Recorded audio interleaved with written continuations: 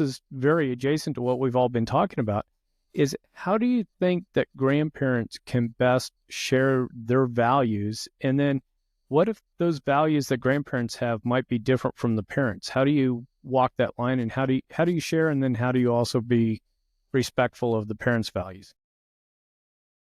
I picked this up on, I think, a book that I read about grandparenting. The grandparents, when they went to the child's home, would go to church with the family wherever they were going. When the grandchildren were at their home, the grandchildren would go to church with the grandparents, and they would ask the permission for that. And if it's a very strong issue, then you find a way to not do it. Do not. Defiance of a parent is poison. No matter what you do, you've got to find a way to either abstain or to ask permission and do it with permission. That other way around never works. But the idea of just showing them, if you will, there are many expressions. I took my young grandson with me to a men's group, men's breakfast. We used to have a prayer breakfast. And I asked him if he wanted to go. He said, sure. So he was the big shot, all these grown men and everything else.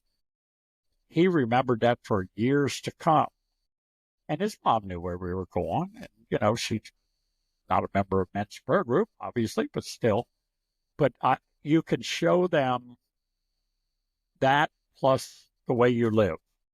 That's another thing. If they know faith community is strong to you, they want to know why. And you get an opportunity. It never works to preach at them. I think we ought to give our children some structure when they're young, and then back up and let them come back if they choose to.